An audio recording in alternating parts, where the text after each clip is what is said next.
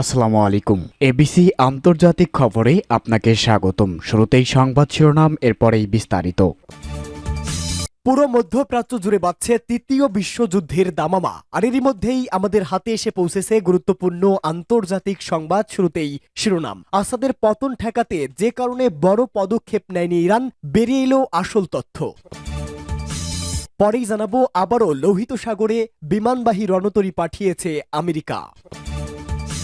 এরপরেই জানাবো, রোটা বন্দর ব্যবহার করে ইসরায়েলে অস্ত্র পাঠালো আমেরিকা। এদিকে ইউক্রেন যুদ্ধে উত্তর কোরিয়ার ১০০ সেনা নিহতের দাবি দক্ষিণ কোরিয়ার। এবং সর্বশেষ জানিয়ে দিব, পশ্চিমাদের ওপেন চ্যালেঞ্জ ছুড়ে দিয়ে যা বললেন পুতিন। এতক্ষণ শুনছিলেন সংবাদ শিরোনাম, এবারে বিস্তারিত। আসাদের পতন ঠেকাতে যে কারণে বড় পদক্ষেপ নেয়নি ইরান। কোনো ধরনের বড় পদক্ষেপ নেওয়া ছাড়াই সিরিয়ার প্রেসিডেন্ট বাশার আল আসাদের পতন দেখল ইরান। এক সময়ের ঘনিষ্ঠ মিত্রকে বাঁচাতে এগিয়ে আসেনি উপসাগরীয় দেশটি। বিশ্লেষকদের মতে এর পেছনে যে কারণ, তার জন্য দায়ী বাশার আল আসাদ নিজেই। দীর্ঘ ১৩ বছর ধরে চলা গৃহযুদ্ধের মধ্যেও আসাদ যে টিকে ছিলেন, তার কর্তৃত্বটা অবশ্যই ইরান ও রাশিয়ার। আসাদ রেজিমকে এককভাবে সবচেয়ে বেশি সহায়তা দিয়েছে তেহরান, কিন্তু আসাদ সরকার সুযোগ পেয়ে বিরোধীদের সঙ্গে বসে রাজনৈতিক মীমাংসা যেমন করতে পারেনি, তেমনি ধরে রাখতে পারেনি ঘনিষ্ঠ মিত্র ইরানকেও। ফলে বসে বসে আসাদের পতন দেখা ছাড়া সহায়তা নিয়ে এগিয়ে আসেননি তেহরান। কিন্তু কেন? এ বিষয়ে সংবাদ মাধ্যম মিডল ইস্ট আইয়ে একটি নিবন্ধন লিখেছেন রাজনৈতিক বিশ্লেষক মাজেদ মান্দুর। নিবন্ধনে তিনি লিখেন, আসাদের পতনের সবচেয়ে সুস্পষ্ট শিক্ষা হচ্ছে বিদেশি পৃষ্ঠপোষকদের উপর নির্ভর করা এবং সেই সমর্থন কখনো শেষ হবে না, এটা বিশ্বাস করা বড় ভুল। বাশার আল আসাদের ক্ষেত্রে এটা ছিল অনিবার্য এক পরিণতি। আসাদ ইরানের কাছ থেকে ব্যাপক সমর্থন পেয়েছিল, তার মধ্যেই এই আত্মবিশ্বাস জন্ম ছিল যে প্রতিরোধ অক্ষের তিনি একটা অপরিহার্য অংশ। উদাহরণ হিসাবে মাজেদ মান্দুর উল্লেখ করেন, গেল ১৩ বছর সিরিয়াতে ৩০ থেকে ৫০ বিলিয়ন ডলারের বেশি বিনিয়োগ করে ইরান। এটা ২০২৩ সালে ইরানের মোট জিডিপির ৭.৫%-এরও বেশি। নিষেধাজ্ঞায় থাকা একটা দেশের জন্য এটা নিশ্চিত করেই বিশাল অঙ্ক। এই বিশাল বিনিয়োগ আসাদের মধ্যে তার অপরিহার্যতা নিয়ে একটা বিভ্রাম তৈরি করেছিল বলে দাবি তার। এই রাজনৈতিক বিশ্লেষকদের মতে আসাদ ভেবে নিয়েছিল তার অবস্থান সুরক্ষিত। সে কারণে ইরানকে উপেক্ষা করে আরব বিশ্বে নিজেকে পুনরায় অন্তর্ভুক্ত করার প্রচেষ্টা শুরু করে আসাদ। তিনি ভেবেছিলেন উপসাগরীয় দেশগুলো থেকে সিরিয়ায় বিনিয়োগের বন্যা বয়ে যাবে, কিন্তু বিষয়টি বুঝতে পেরে আসাদের উপর থেকে সহায়তার হাত গুটিয়ে নেয় তেহরান। নিবন্ধনে দাবি করা হয়, ইরান ও ইসরায়েলের সংঘাতে তেহরানের পক্ষে সক্রিয় অংশ নেওয়া থেকে বিরত থাকেন আসাদ। এমনকি সিরিয়ার মাটিতে যখন ইরানের উচ্চপদস্থ কমান্ডারদের হত্যা করা হচ্ছিল, তখন ইরানের দিক থেকে এই উদ্বেগ প্রকাশ করা হয়েছিল যে সিরিয়ার নিরাপত্তা বাহিনীর দিক থেকে গোয়েন্দা তথ্য ফাঁস হচ্ছে কিনা। কিন্তু তেহরানের সেই উদ্বেগ দূর করতে পারেনি আসাদ। আসাদের ক্ষমতার গ্যারান্টারই ছিল তার সেনাবাহিনী, কিন্তু আসাদ তার সেনাদের খুব অল্পই বেতন দিতেন। ফলে টিকে থাকার জন্য ব্যাপক দুর্নীতির উপর নির্ভরশীল হয়ে উঠেছিল সিরীয় সেনারা। এটা সেনাবাহিনীকে কার্যকর একটি লড়ুক বাহিনীতে পরিণত করতে ব্যর্থ হয় এবং তার পতনের জন্য পথ তৈরি করে দেয়। আবারও লোহিত সাগরে বিমানবাহী রণতরী পাঠিয়েছে আমেরিকা।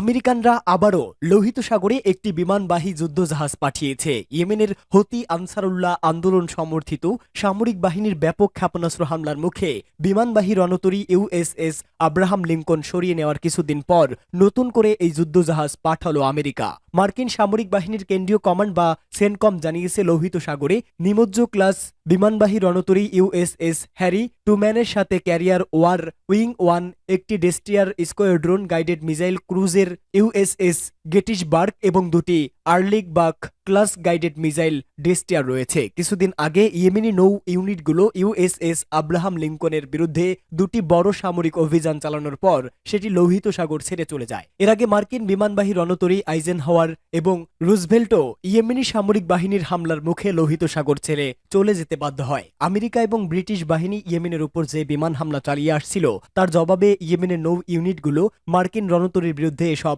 হামলা চালায়। ফিলিস্তিনের অবরুদ্ধ গাজা উপত্যকায় ইহুদিবাদী ইসরায়েল হামলা ও ধ্বংসযজ্ঞ শুরু করলে ইয়েমেন থেকে ইসরায়েলের বিরুদ্ধে হামলা শুরু হয়। এই হামলা প্রতিরোধ করার জন্য মার্কিন ও ব্রিটিশ বাহিনী ইয়েমেনের উপর হামলা চালায়। তবে ইয়েমেনের পক্ষ থেকেও মার্কিন ও ব্রিটিশ বাহিনীর উপর লোহিত সাগর এলাকায় একের পর এক হামলা হয়েছে। এছাড়া ইয়েমেন থেকে ইসরায়েল বিরোধী অভিযান অব্যাহত রয়েছে।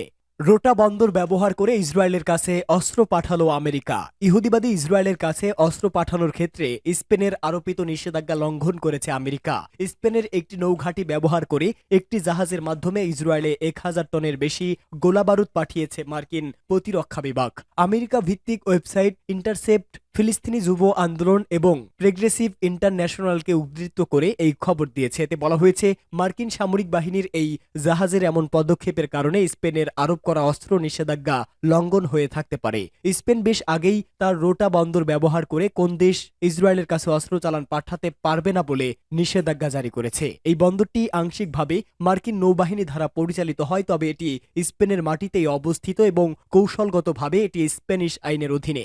গত মে মাসে স্পেন তার বন্দর ব্যবহার করে ইসরায়েলে অস্ত্র পাঠানোর উপর নিষেধাজ্ঞা আরোপ করে। এর ফলে কোনো দেশ স্পেনের বন্দর ব্যবহার করে ইসরায়েলে অস্ত্র পাঠাতে পারবে না। এর মধ্যে 5টি অস্ত্রবাহী জাহাজকে বন্দরে ফেরাতে বাধা দিয়েছিল স্পেন কর্তৃপক্ষ। অন্যদিকে মার্কিন সরকার ইসরায়েলের কাছে চলমান সংঘাতের মধ্যে প্রায় 1800 কোটি ডলারের অস্ত্র ও সামরিক সহায়তা পাঠিয়েছে। এসব অস্ত্র সরবরাহ করে গাজায় 45,000 ফিলিস্তিনিকে হত্যা করেছে ইসরায়েল। ইউক্রেন যুদ্ধে উত্তর কোরিয়ার 100 সেনা নিহত। ইউক্রেন যুদ্ধে রাশিয়ার হয়ে মাঠে আছে উত্তর কোরিয়ার সেনা। দক্ষিণ কোরিয়া ও তার মিত্ররা বরাবর এ ধরনের অভিযোগ করে আসছে। এবার উত্তর কোরিয়ার সেনা নিহতের খবর জানালেন দক্ষিণ কোরিয়ার একজন এমপি। বিবিসির এক প্রতিবেদনে বলা হয়, এই মাসের শুরুতে রাশিয়ার পক্ষে যুদ্ধ শুরুর পর থেকে কমপক্ষে 100 উত্তর কোরিয়ার সেনা নিহত হয়েছে। পার্লামেন্টে দেশটির জাতীয় গোয়েন্দা সংস্থা ব্রিফ করার পর এমপি লি সুং কোয়াং সাংবাদিকদের কথা বলেন। তিনি জানান, আরও 1000 সেনা আহত হয়েছে, তাদের মধ্যে থেকেও অনেকে মারা যেতে পারে। তিনি বলেন, হতাহতদের মধ্যে উচ্চ পদস্থ কর্মকর্তা আছেন। সৈন্যদের ভূখণ্ড এবং ড্রোন যুদ্ধের সাথে পরিচিতির অভাবে হতাহতের সংখ্যা বাড়ছে। উত্তর কোরিয়ার হতাহতের প্রথম রিপোর্ট এই সপ্তাহের শুরুতে এসেছিল। অক্টোবর জানায়, উত্তর কোরিয়া রাশিয়ার হয়ে যুদ্ধ করতে 10,000 সেনা পাঠিয়েছে। ইউক্রেনের কর্মকর্তারা বলেছেন, রাশিয়া তাদের প্রকৃত ক্ষয়ক্ষতির পরিমাণ লুকাতে চাচ্ছে, আর তাই কুরস্ক অঞ্চলে চলমান অভিযানে উত্তর কোরিয়ার সেনাদের ব্যবহার করা হচ্ছে, কিন্তু অপ্রস্তুত সেই সেনারা যুদ্ধের ময়দানে গিয়ে বেঘোরও মারা যাচ্ছেন। প্রসঙ্গত, ইউক্রেন যুদ্ধে রাশিয়াকে সর্বদা সমর্থন করবে উত্তর কোরিয়া। দেশটির নেতা কিম জং উন এই প্রতিশ্রুতি দিয়েছেন। নভেম্বরে কিম বলেছেন, ইউক্রেনের বিরুদ্ধে রাশিয়ার সরকার ও সেনাবাহিনীর সাম্প্রতিক পাল্টা আক্রমণ মার্কিন পশ্চিম এবং কিয়েভকে কঠোর বার্তা দেওয়ার জন্য একটি সময় উপযোগী এবং কার্যকর পদক্ষেপ। আধিপত্যের খায়েশে সাম্রাজ্যবাদীদের বিরুদ্ধে রাশিয়ার সার্বভৌমত্ব এবং আঞ্চলিক অখণ্ডতা রক্ষার নীতিকে সমর্থন করে উত্তর কোরিয়া। উত্তর কোরিয়ার নেতা এই বছরের জুনে পিংওয়িং শীর্ষ সম্মেলনের স্মৃতি স্মরণ করেন। সে সময় সাম্প্রতিক উত্তর কোরিয়া রাশিয়ার মধ্যকার চুক্তির অধীনে রাজনীতি, অর্থনীতি এবং সামরিক বিষয়সহ সকল ক্ষেত্রে দুই দেশের মধ্যে সম্পর্ক আরও সম্প্রসারিত ও বিকাশের ইচ্ছা প্রকাশ করেন তিনি। পশ্চিমাদের ওপেন চ্যালেঞ্জ ছুড়ে দিলেন পুতিন। মস্কের নতুন মডেলের হাইপারসোনিক ক্ষেপণাস্ত্র ওয়ারিসনিক নিয়ে এবার পশ্চিমাদের ওপেন চ্যালেঞ্জ ছুড়ে দিলেন রাশিয়ার প্রেসিডেন্ট ভ্লাদিমির পুতিন। পশ্চিমাদের ইউক্রেনের রাজধানী কিয়েভে একটি লক্ষ্যবস্তু বেছে নিয়ে তাদের প্রতিরক্ষা ব্যবস্থা জোরদার করতে বলেন পুতিন। সেই সঙ্গে সেখানে রাশিয়ার আক্রমণ প্রতিহত করার চেষ্টা করতে পরামর্শ দিয়েছেন। বছরের শেষ সংবাদ সম্মেলনে সাংবাদিকদের প্রশ্নের জবাবে ভ্লাদিমির পুতিন বলেন, তারা কিয়েভে একটি লক্ষ্যবস্তু বেছে নিক এবং সেখানে তাদের বিমান ও ক্ষেপণাস্ত্র প্রতিরক্ষা ব্যবস্থা জড়ো করুক।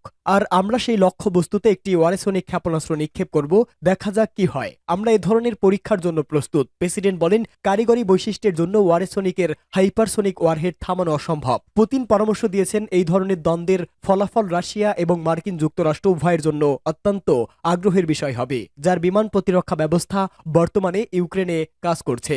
রুশ সামরিক বাহিনী 21 নভেম্বর ওয়ারিসনিক প্রথম যুদ্ধ পরীক্ষা চালিয়েছেন। এটি একাধিক হাইপারসোনিক ওয়ারহেড দিয়ে একটি ইউক্রেনীয় সামরিক শিল্প সুবিধা ধ্বংস করতে ব্যবহার করা হয়। পুতিন সে সময় বলেছিল, পশ্চিমা অনুমতি নিয়ে আন্তর্জাতিকভাবে স্বীকৃত রুশ ভূখণ্ডে ইউক্রেনের দূরপাল্লার হামলার জবাবে ওয়ারিসনিক ক্ষেপণাস্ত্র উন্মোচনের সিদ্ধান্ত নেওয়া হয়েছে। পুতিন ব্যাখ্যা করেন, পারমাণবিক এবং প্রচলিত উভয় ওয়ারহেড বহন করতে পারে ওয়ারিসনিক। এটি শব্দের চেয়েও 10 গুণ গতিতে ছুটতে পারে, ফলে পশ্চিমা বিমান প্রতিরক্ষা ব্যবস্থার পক্ষে এগুলো বাধা দেওয়া অসম্ভব।